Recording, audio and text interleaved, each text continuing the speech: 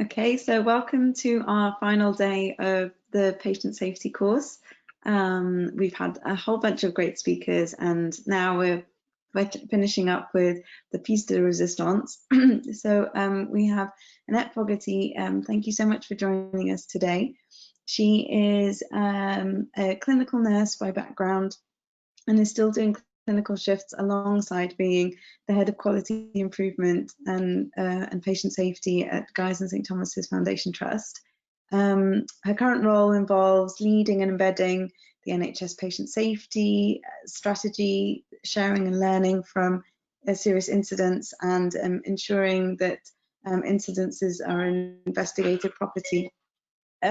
So we're very honoured to have you with us, and thank you for leading us through root cause analysis to help us in our investigations. Thank you, Meredith. Thank you everyone for inviting me. Just stop me at any point if you've got any questions. I'm happy to answer questions, and afterwards if anyone wants to ask anything, you know, I'm not rushing off to another meeting or anything, so more than happy to stay.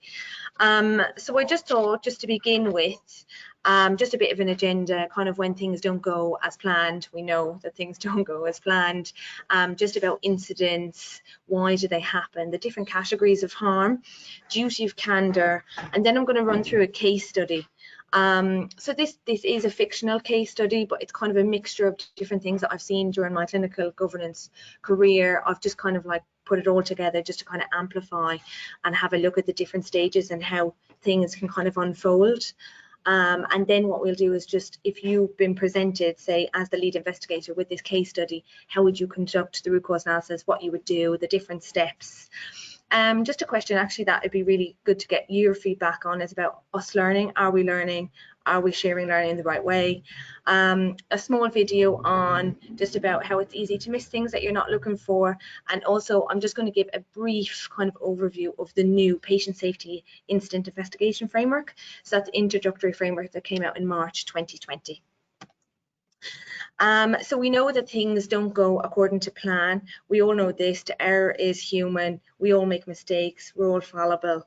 And actually, you know, it's not necessarily about making mistakes, that when things don't go to plan, sometimes these things just happen. And so we know that different things can happen because of that. Claims, compensation, affecting budgets, financial implications. The media, we know the media love a good bad news story, when actually there's loads and loads and loads of good practice that need to be celebrated rather than just focusing on the bad things. Definitely a more proactive approach rather than reactive. Patient complaints, staff injury, patient injury, reduced staff morale. So actually all of us, we're here for the patients, to look after patients. We're not here to do any harm to patients. So actually it's thinking about, you know, if you have been involved in an incident, or if you were the lead investigator, thinking about the second victim and people that are involved and about that support that people need. And then external regulatory action, CQC, our commissioners, different kind of regulatory reporting lines that we have to go by. And then my main focus today is going to be incidents that require investigation using root cause analysis. So it's looking at that methodology and looking at the different ways we can approach that and the different processes that you can use. So incidents, patient safety incidents, or incidents in general, it's unintended or unexpected incident which could or did lead to harm to one or more patients receiving healthcare. Actually, it's really important that we record these. We use Datex. I'm not sure if everyone uses Datex, but that's kind of like the main one. There's different ones as well. I know different organizations use bespoke ones, and there's also Ulysses as well, but we use Datex. And actually, the main focus is looking at it, seeing what we can learn, you know, working out what's happened. And I think that's the main thing. It's looking at what's happened. You know, a lot of the time it's, you know, it looks like it's an individual at the end of this, but a lot of the time it's a process, it's a system that's broken down, and actually we may have set someone up to fail. So it's really important that we look at the systems. So as I said, Datex is the main kind of like risk management tool that we use. Also, all incidents that are reported are uploaded to the National Reporting and Learning System, which is the world's largest and most comprehensive patient safety incident reporting. So that's our national one. So a lot of the time, you know, when you're asked not to put people's names, just use job titles and things like that, is because that information and that data is uploaded into the National Reporting and Learning System, so the NRLS. And actually there's a lot of reviews, and there's over 2 million reports each year that go into that. Our organisation on average kind of report about 32 to 35,000 incidents annually. And actually what that does is to give us a better understanding and, you know, to look at different national priorities and patient safety improvements. So it also helps about looking at emerging risks and issues. So a lot of the time, the national action is all those incidents are put together, they're looked at, and that's how they produce the patient safety alert. So different alerts that are sent out. So recent one in March 2020 was about ligatures and ligature risk assessment. So a lot of, there's been a huge increase in mental health patients presenting to the EDs, and actually it's looking at ligature points. You know, a lot of that used to be kind of in the mental health hospital, but it's looking at collapsible rails, different things like that. So that was one, and it's quite a focus actually. So what happened was a patient safety alert comes to the trust, and there's different actions. So you would take that, you have a look, and actually see what ones apply to the acute setting, and then you would report back to say that you've done the actions. And again, what we're doing is learning from individual organisations if something has gone wrong. So why do incidents happen? So I don't know if you've heard of the Swiss cheese model.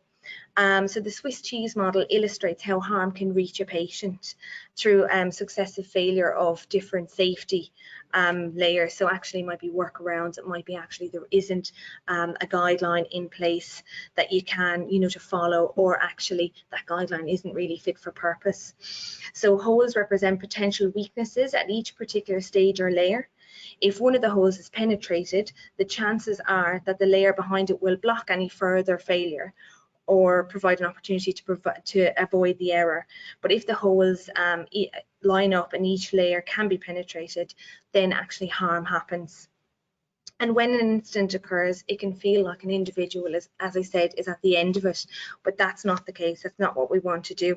The Swiss cheese illustrates that actually it's a system. It's a systems-based. You're looking at your system or your process that's failed. It's rarely a single individual. So actually what root cause analysis does, it looks at the systems as a whole. You're looking at the different systems, and you're looking at what opportunity could you have to improve or embed, or look at something that could have been changed. So also, why do incidents happen? It's really important to think about the human factor side of things. And I'm sure that all of you have experienced at one time or another, one or all of these things at the same time.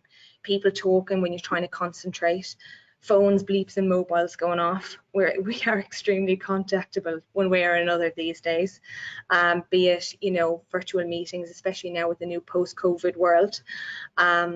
You know, all of these things going off, you're trying to concentrate, you're trying to do, you've got tasks, you've got to-do lists to try and get through. Mine seems to be ever growing, never seems to be getting smaller, my to-do list. And then you're trying to remember everything. So actually that's really hard. And if you're anything like me, if it's not written down, I'm a nightmare. I've got a head like a sieve. You know, you're rushing, you're late, there's emergencies, you're hungry, angry, tired, late. So it's kind of thinking about, you know, that whole campaign. It's okay to take a break. It's okay to say, actually, to pause. I need a minute. And you know, you work to live. You have a whole life going on outside of work, and actually, you're looking at, you know, if you're upset about anything, you're worried about something, that's going to play in your mind, and actually it's going to have an impact on your cognitive ability. So actually you're looking at all of these different things that can affect, you know, as well as everything that we've said before, you know, the safety layers, different things like that. So there's a lot going on. And actually what you want is your root cause analysis to really dig down, really dive down into these things. That little word why is really, really important. So just looking at the different categories of harm. The harm itself doesn't necessarily determine the investigation level. I'll give different examples as we go through. So one that actually is missing up there is a near miss. So, you know, have you ever thought to yourself, oh, nearly, good save, phew, that was close. They're extremely important. These are extremely important incidents. They're the key to holding a lot of information and learning to prevent harms. But actually we rarely report them. We're not great at reporting them because you kind of think, oh, actually, yeah, that's a good save. And you kind of think, oh God, you know, and really thinking about what we can learn from those, diving down into them to really see.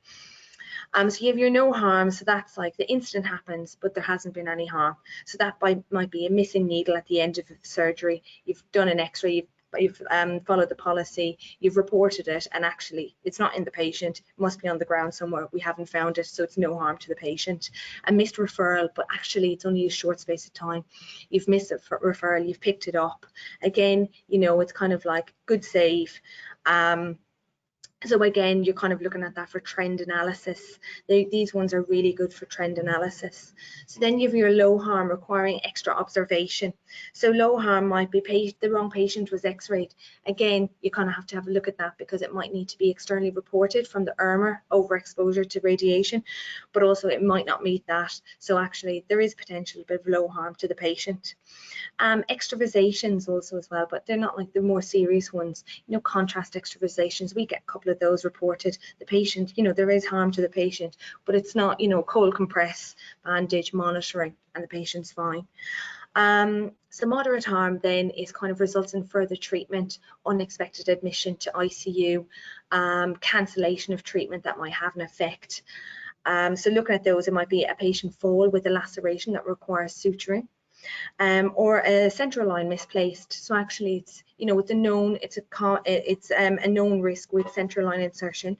It might be inserted into the artery, but actually needs to go to the IR to get it removed. So actually, that's an additional treatment that we weren't planning for the patient. Severe harm, so it's any unexpected, unintended incident that is a permanent or long-term harm. So that might be your missed referral that goes on for an extended period of time, and actually the patient might at that stage have treatable cancer, but then you're going into like palliative care. It could be that a fall but results in fractured neck of femur. It could be so, you know, a patient that's had long surgery but actually has had a nerve injury during it as well. So actually you know, we were not checking or leaning, things like that. So actually it's long-term damage to the patient, long-term harm. And then death, it's the self-explanatory one. It's an event that causes the death of one or more persons. And again, actually, sometimes what we will do is, if someone dies, we might necessarily know the reason why. Sometimes we might just declare a serious incident, just kind of think, okay, we're not sure what's happened here. We'll investigate it. We'll have a look. We're not saying that anything definitely went wrong, but actually we think there's learning here and it warrants a full investigation. So going back to investigation levels, so you can do kind of local trend analysis, you could do, you know, just an initial review, kind of fact finding to see what happened. You mightn't become of anything, you might think actually everything was done, we're happy, it's good learning or good practice, celebrate that. And then also your moderate harm one, so actually anything that's moderate harm or above, we would do an investigation, and there's also duty of candour, which I will come on to. So then you will have your severe harm or death. If we think that there's anything untoward or potential significant learning, then we would declare a serious incident. A lot of our never events actually, you know, so wrong tooth extraction, that's like low harm, no harm.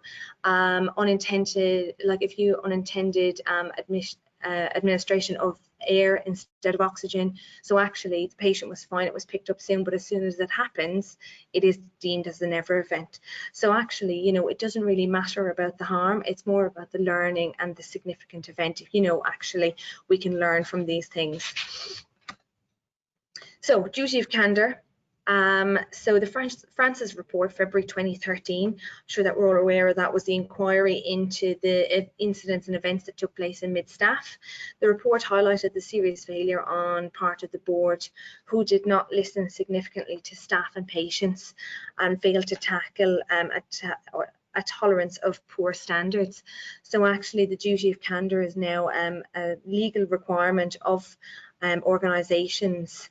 that are registered with the CQC, and actually that is for moderate harm or above, anything that's deemed moderate harm or above.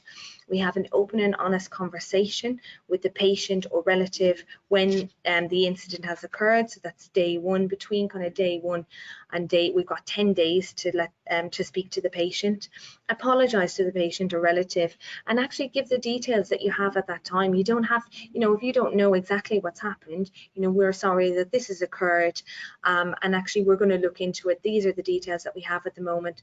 And actually that's an opportunity then for the patient or relative, to ask any questions, to submit questions for the investigation, and to also, kind of give their side as well, because actually that's a really valid side. Is, we might see things from a very different perspective, but having those conversations with families and relatives, it's getting their side also.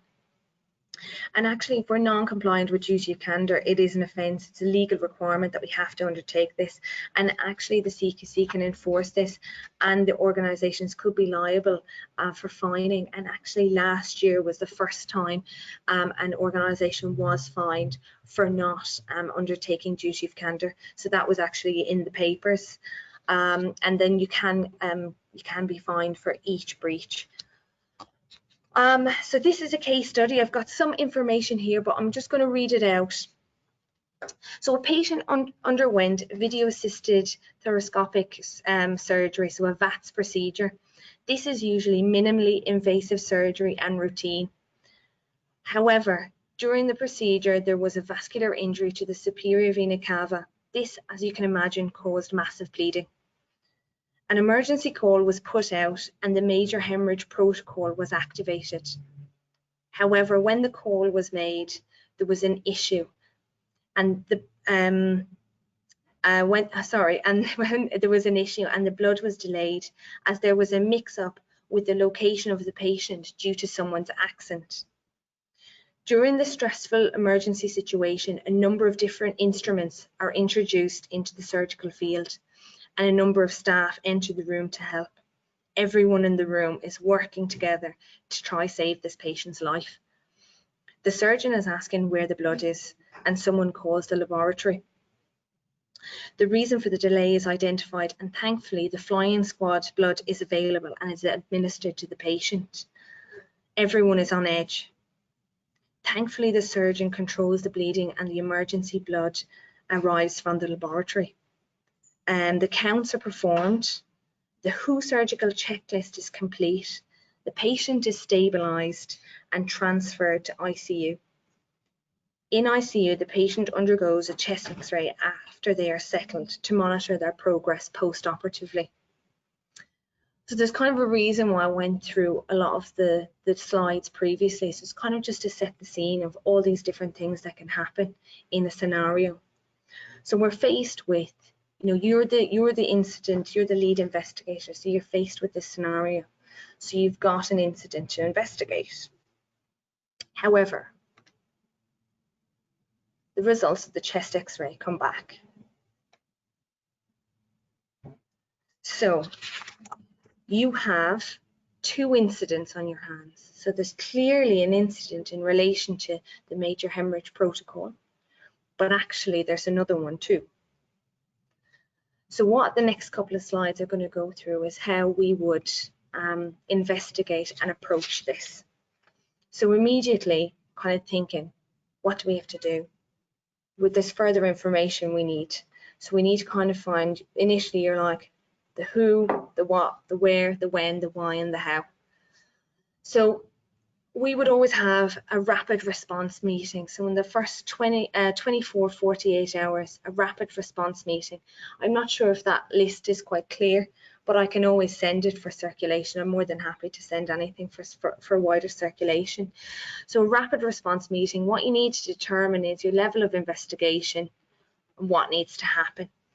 So you kind of outline the chronology of the information, what you've got. So that's just the first initial fact finding. You're not going to have everything.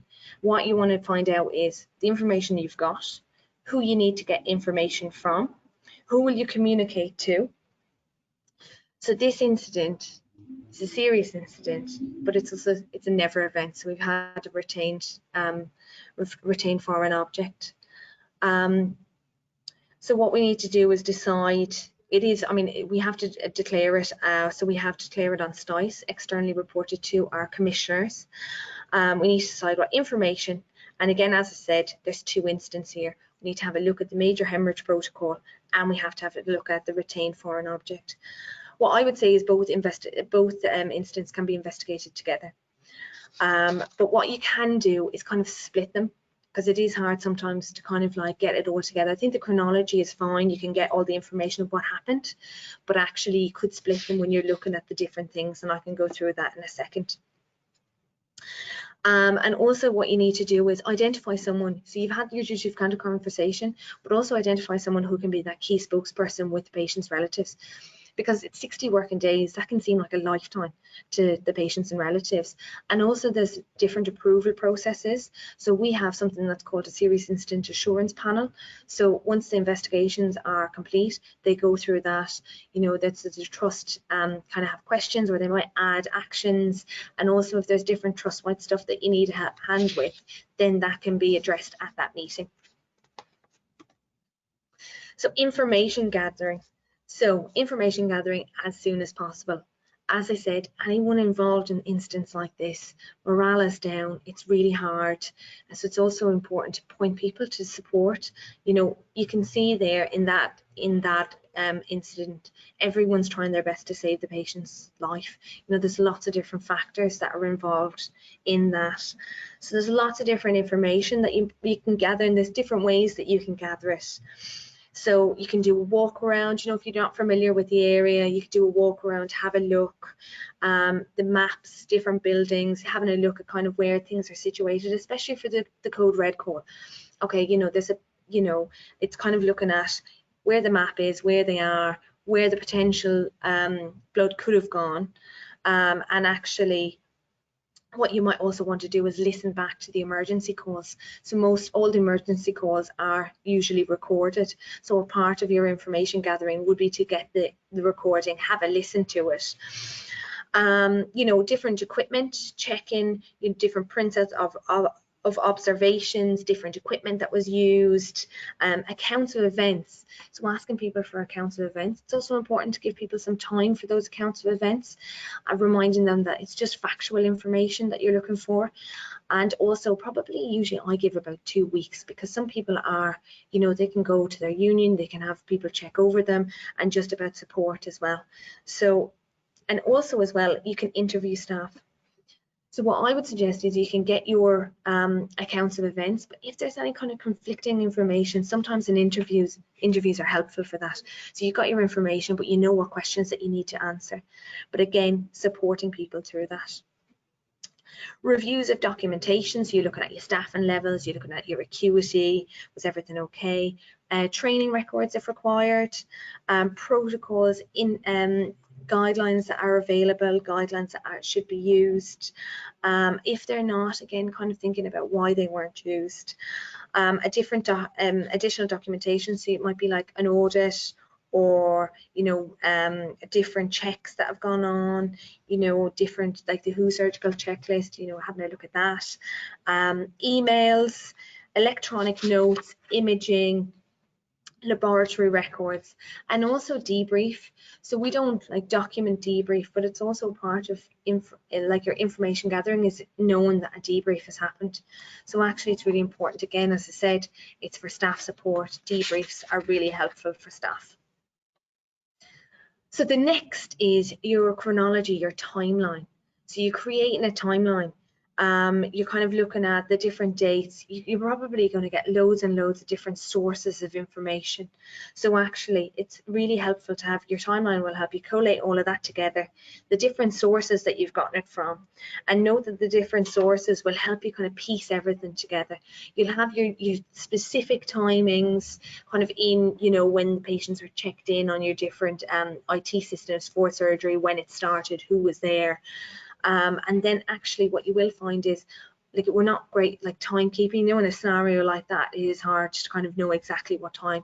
Maybe someone's looked at the clock. What you will probably find is if you've got a clock in the theatre, you've got different timings on your anaesthetic machines, but actually they usually all tell different times anyway. There's usually a minute or two that are different. So actually timing is a little bit, you know, so people always give rough estimates of times. What we can really piece together is in your check-ins and things like that of those times. And then accounts of events. So what also accounts of events can do is introduce different people. So you mightn't necessarily, you've got the people that you know who definitely were there, but your accounts of events will start introducing different people that you mightn't necessarily have known were there or came in. So like when the people come in to help in an emergency situation, you mightn't be able to capture all of those, but the accounts of events will capture those. And what I would say is actually it is important to get all of that information, get it from as many people as possible. Then you have like, you've covered all bases, all the peripheries are covered then. So I would encourage to get accounts of events. And as I said, if there are conflicting accounts, always good, you know, there's no problem in going back, even if you've had interviews and you're still unsure. You know, if there's specific questions that you want answered, then you can go back, you can ask those questions. And actually sometimes, you know, you're not going to know. There's going to be sometimes those answers just they can't be answered, that, you know, you weren't there at that time. So what you can always do is just identify in your analysis or in your report that there are conflicting information, that there's conflicting, and actually the investigation hasn't been able to determine, you know, so that there's nothing wrong, there's absolutely nothing wrong with going to do that. So your contributory factors, this is the next part. So once you have your timeline, you kind of analysing during that, you're having a look, you can identify things that you think, we could have done that, or this should have happened in your timeline. You kind of like, you're picking that up along the way. So that's your analysis, you're pulling out these different things. And also what's really important is, you know, identify good practice. You know, you really want to push forward with a proactive. So much goes well, you know, and it's not, you know, it's fine with the hindsight of scope looking back, but actually it's really important to identify the good practice as well. So with your contributory factors, what happened? How did that happen? What factors influenced this happening? And what human factors were involved? So with your patient factors, you're looking at, you know, clinical conditions, social factors, physical factors. This could be like anatomical. So, you know, you're looking at that vascular injury. Was it due to anatomical abnormalities or things like that? And actually that's okay to put that in, because that could have contributed to that. You're looking at your individual factors. So, you know, actually thinking about that person. Again, it's looking back at that busy slide. You know, what was going on? Situational awareness. Was I distracted? You know, what's going on at home? Is there stuff that I'm worried about? And that's, again, it's not proportion and blame. It's just looking at that, you know, that can affect that cognitive ability. Team factors. So looking at the team, the leadership. You know, was that sufficient? Also about the support and cultural factors of the team. You know, what you can see is everyone pulled together in that scenario, but there are other scenarios where you might think, oh, actually, you know, a bit stronger leadership would have helped, or, you know, was this one, you know, was the effective leadership, was there support networks for staff? And again, that's also important when you're looking back afterwards. Your debriefs, are debriefs happening, you know, the team dynamic. And then you have your communication factor. So we know that communication was a key element here. So, you know, communication, says someone with an accent, you know, it can deviate. So when people can't understand, or if they're picking up something that's different. So this is like partly in an incident that, but in previous that I've looked at. So it was someone said first and it sounded like fourth. But actually it's looking at the emergency calls. Are we asking the right questions to know the exact location of the patients? And then you're having a look at your task factors. So your task factors is, was there guidelines, was there protocols, was there policies in place, was there decision-making tools, and was there procedural task design? So you're looking at all of these things. Actually, you know, in a case previously, what we had was a policy had been changed, and after the initial closing count, it was only needles and swabs that were being counted. So actually that introduces a huge element of risk, because when you're doing the cavity closing, what if someone still has an instrument while they're doing that and you're not picking that up? So actually that's a key hole in the safety process that actually is necessary for that to be there. So the guideline was changed, updated to ensure that all counts, like full counts, were completed. Again, education and training. So actually someone might be put in a position that they don't feel comfortable. And also part of all of this is speaking up, ensuring that we speak up, that we say, you know, actually I'm not comfortable with this, stop. You know, I know in an emergency situation it's a bit more difficult, but actually it's kind of knowing that yourself, that you know, that you can escalate things. And also your different equipment and resources. Did you have the kit you needed? Did you have everything there? And actually, you know, when looking at it, the kit was there, but it was just more communication around that phone call that was made. I've got this NPSA contributing factors framework. I haven't included it in the resource pack, but I'm more than happy to send it so everyone has a copy of it. It's a really nice tick list to go through, and it kind of makes you really think about those contributory factors. So again, you can split this into two. You could do your contributory factors for the blood and the call and the communication, and also your retained surgical instruments. So again, that's like your task, and a lot of that is human factors. So you're looking at the distraction, you're looking at situational awareness. You know, the focus has to be on the patient, but actually it's everyone's roles and responsibilities. Was the room really noisy? Well, I imagine so. People in and out, there's lots of distraction. Are we keeping track of all the instruments that have been introduced? So these are all the kind of questions that you need to be thinking in your head when you're going, and you can write them down. You know, I sometimes I kind of brainstorm the different things that I think I know, and then the information that I need.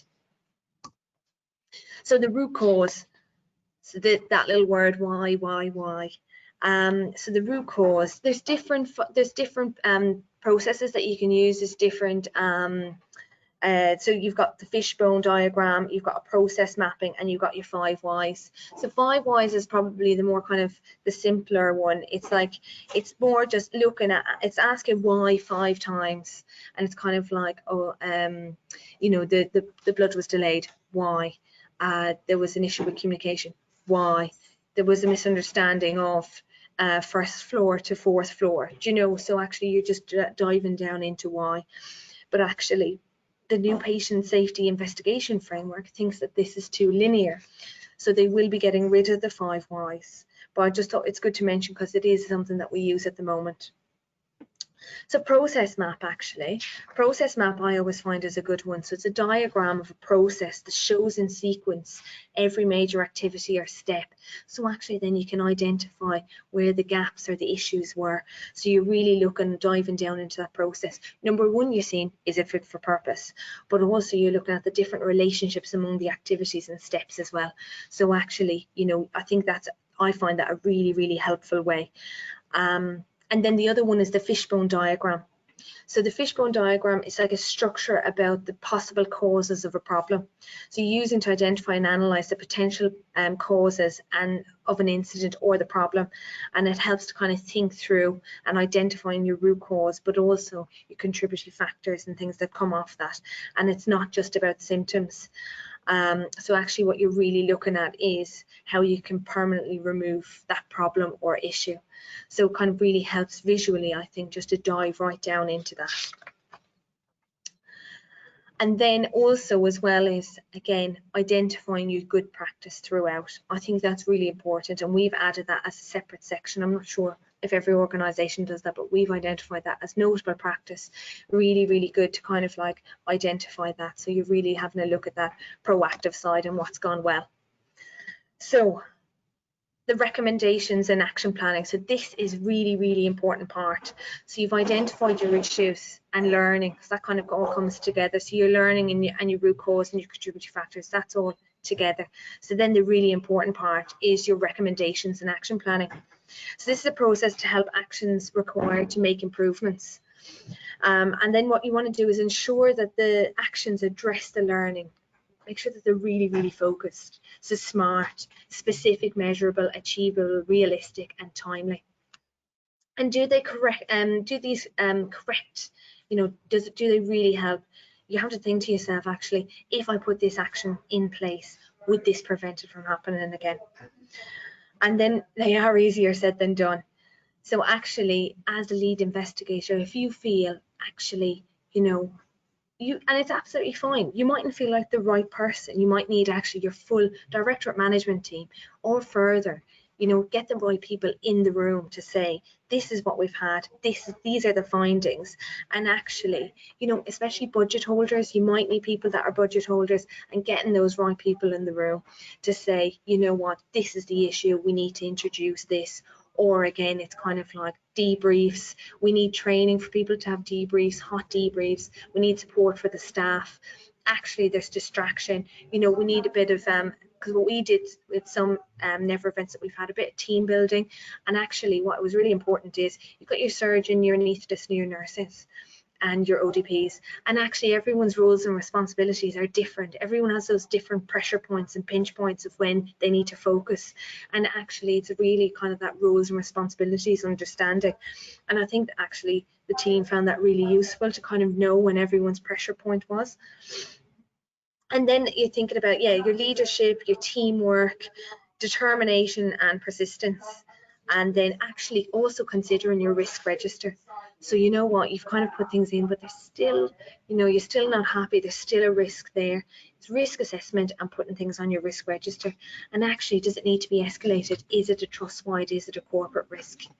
So I think they're really helpful for kind of thinking about things like that.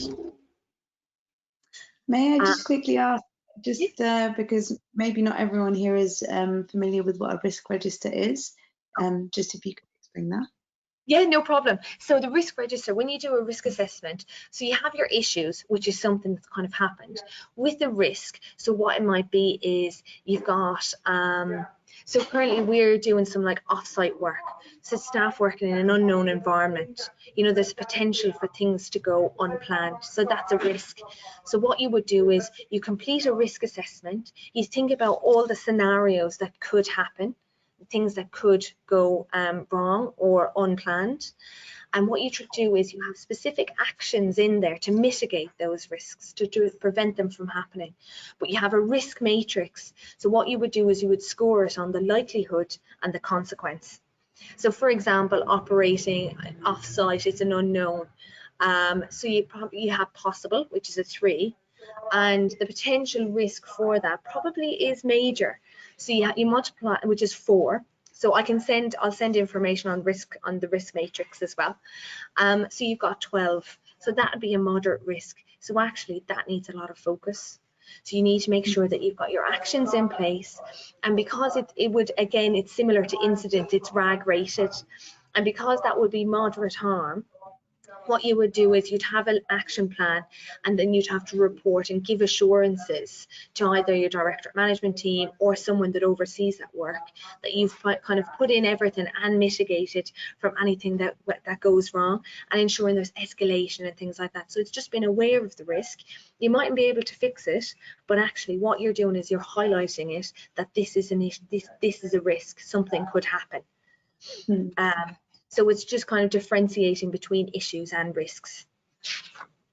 Well, thank you. Thanks. No problem. That's all right. Because we're such a small group, if anyone has any other questions in the middle, I think, would it be okay if people raise their hands and put it in the chat box maybe?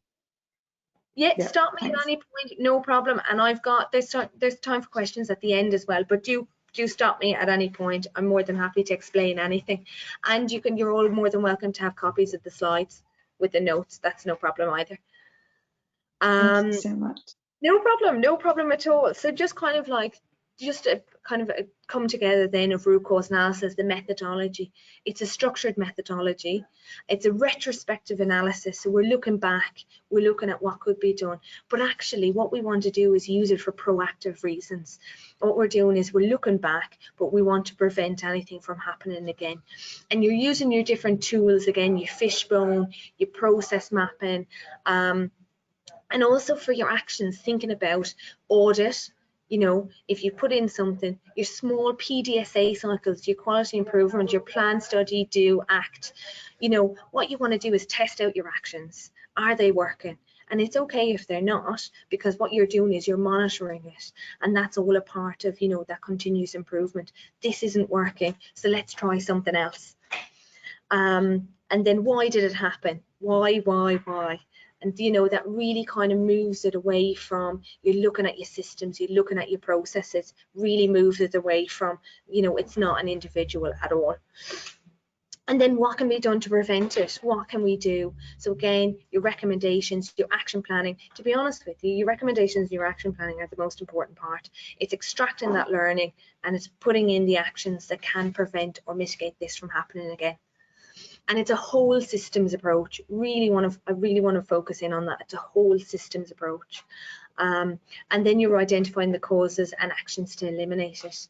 So actually, I think, you know, it has worked. It has worked really well. And, you know, but I think, and I'm going to pose a question to the group, and, you know, feel free to kind of make any suggestions, and actually anything would be really welcomed.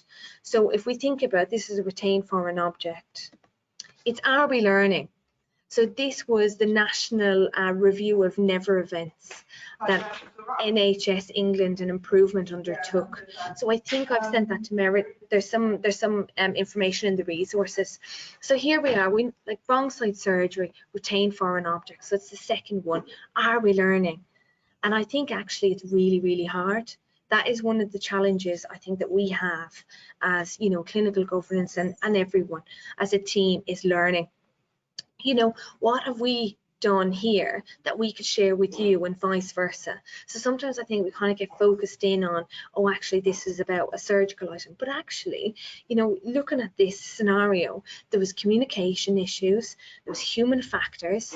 You know, these are the things that come up all of the time. You know, it's policies, guidelines, things in place. Are they fit for purpose?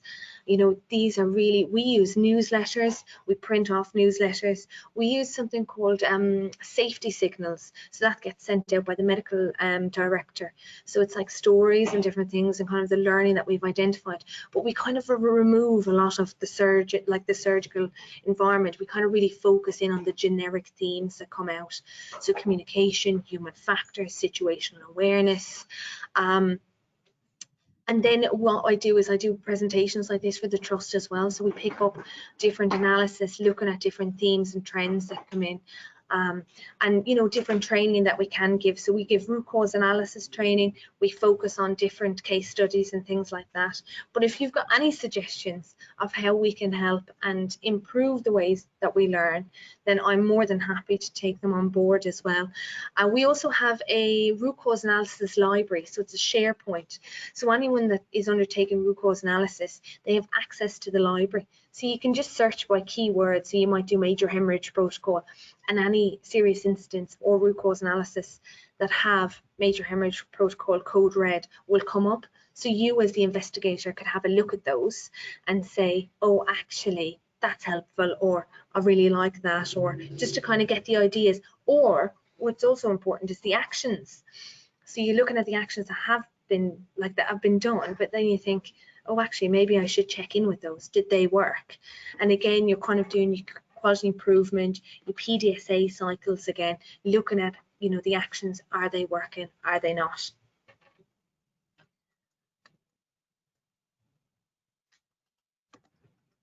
So I've got a short video that I want to play, and there's a message behind this. So this video is called Who Done It? So again, you know, people at the end of incidents can very much feel like it's a bit, you know, of Cledo, who's done it, whose fault is it, who is it, you know, but actually it's, you know, it's easy to miss something that you aren't looking for. So this is a bit of an awareness one. So we'll have a choice. I'll play half of it. If you want me to play it from back again, let me know. But it's actually, it is quite a fun video. You can see it, yeah. Can you hear that? Can you hear that? Yeah.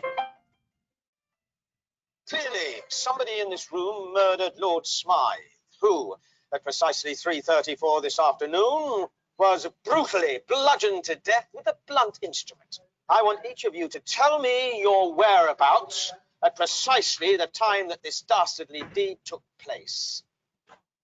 I was polishing the brass in the master bedroom. I was buttering his lordship's scones below stairs, sir. I was planting my petunias in the potting shed. Constable, arrest Lady Smythe. But how did you know? Madam, as any horticulturist will tell you, one does not plant petunias until May is out. Take her away. It's just a matter of observation. The real question is, how observant were you?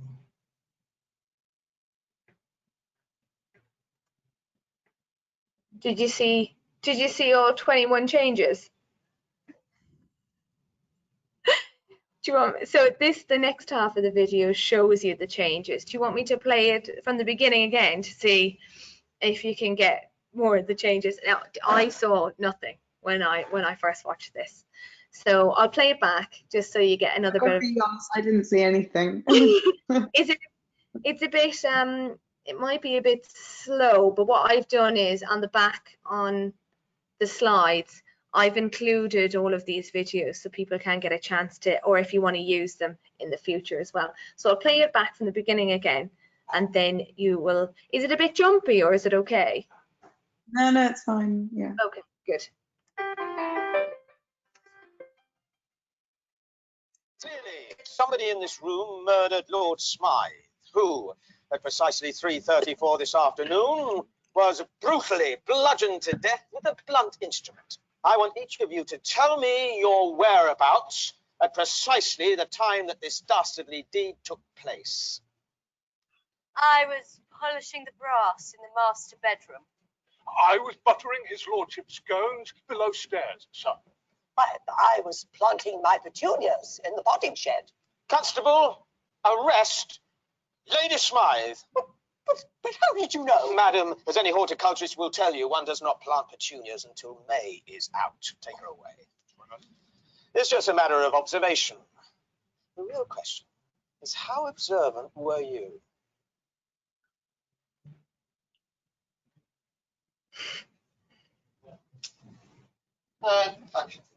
Clearly, somebody in this room murdered Lord Smythe, who, at precisely 3:34 this afternoon, was brutally bludgeoned to death with a blunt instrument. I want each of you to tell me your whereabouts at precisely the time that this dastardly deed took place. I was polishing the brass in the master bedroom. I was buttering his lordship's scones below stairs, sir. I was planting my petunias in the potting shed. Constable, arrest Lady Smythe.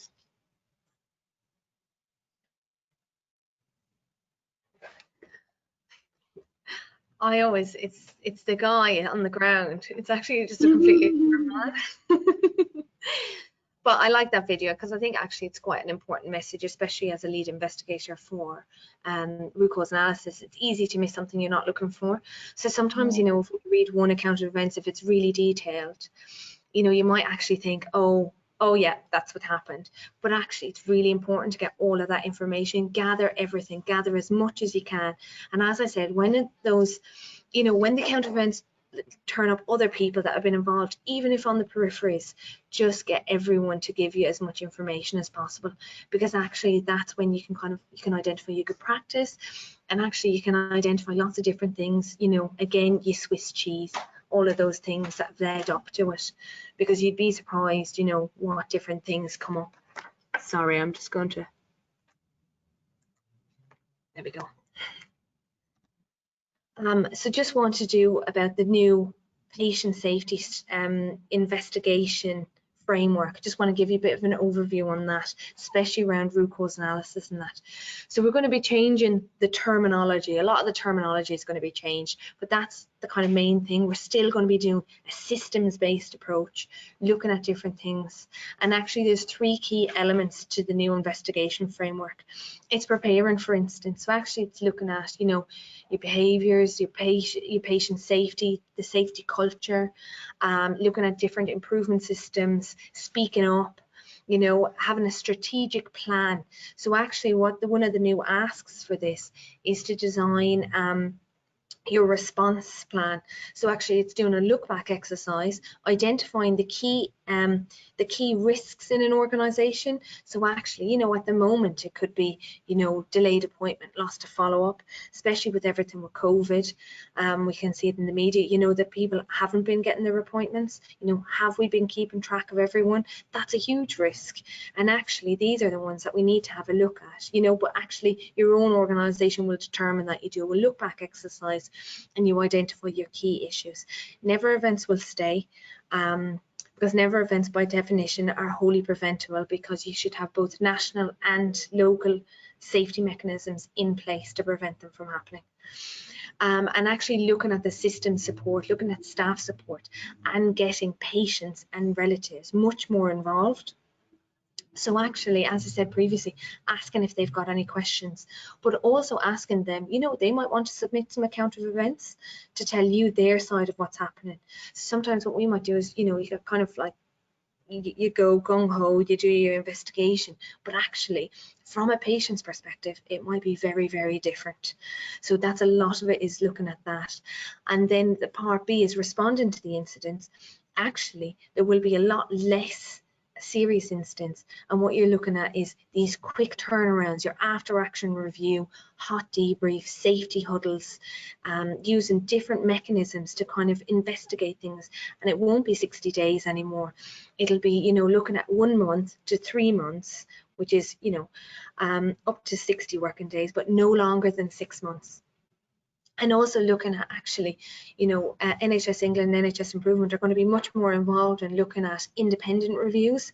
So actually looking at if a trust is too kind of close to this, you know, if they're really specialised in something, you know, do we need an independent review?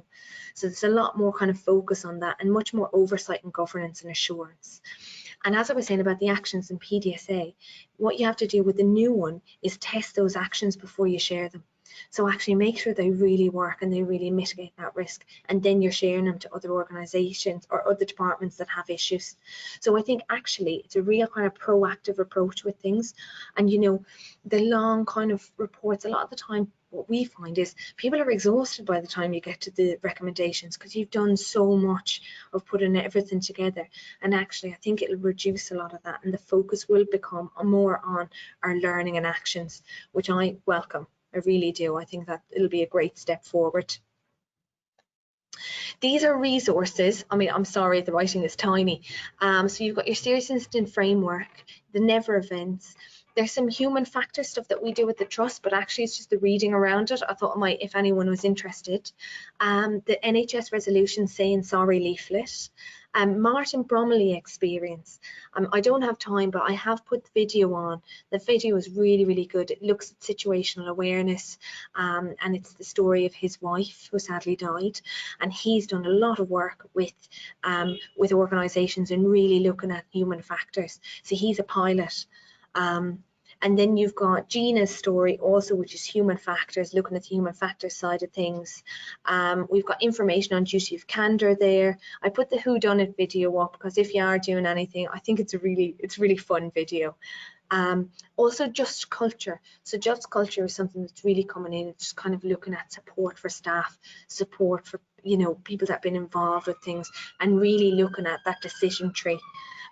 Really trying to remove that blame or anything like that, and it's not an individual at the end. And there's also a really nice video on unconscious bias as well. So I've added all of those in, plus the resources that I've sent to Merit already, and I can send you the slide deck actually later today. Yeah, thank you. You can send those resources. We can upload them to the learning pack that's already on the intranet. So yeah, thank you. Yeah, sure, no problem at all. Thank you. Does anyone have any questions? Sorry, I feel like I've just gone into fast Irish mode. Well, I had just a question, if we've still got time for it. Because you mentioned communication tends to be quite a problem in a lot of the root cause analysis that you've come across. What in particular about communication, or what's the most common problem in communication that you've found tends to be like a big contributor? I think it's kind of it's the breakdown. it's that, you know, it's what we find is like handover, things that are handed over that actually get lost in translation. That's a huge communication thing, and we've tried to do a lot of work on that. Have different kind of checklists, but again, you don't want to introduce all of these checklists. Again, it's trying to get people to be really mindful about the communication, how we communicate with one another, verbal, written. Again, it's kind of like sometimes it's those conversations that sometimes happen in the hallway that aren't necessarily documented, captured. I think it's that lost in transition, that one that is, it really comes up a lot. Yeah, thank you, because they're quite subtle, but obviously they play a big part to play in serious incidents. Yeah. So that's cool. And I really liked all the ideas that you mentioned about the root cause analysis library and the safety signals, newsletters. I think they're really good ways of disseminating the learning that you get from these. Yeah. The focus with the newsletters is that you can print them off. So in my last role, I used to, like, at the back of loos and everything, I used to just stick them everywhere, you know, because actually you just never know when people are going to read them. Sometimes it's not necessarily in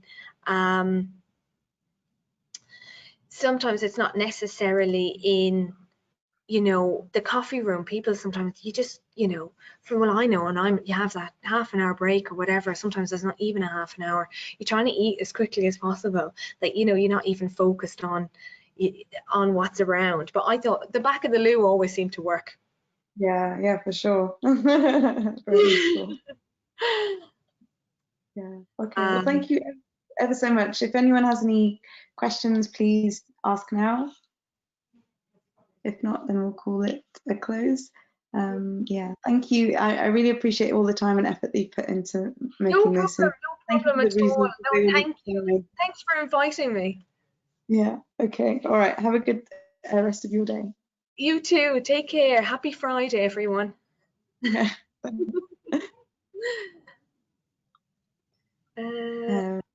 Stop sharing my screen. There we go.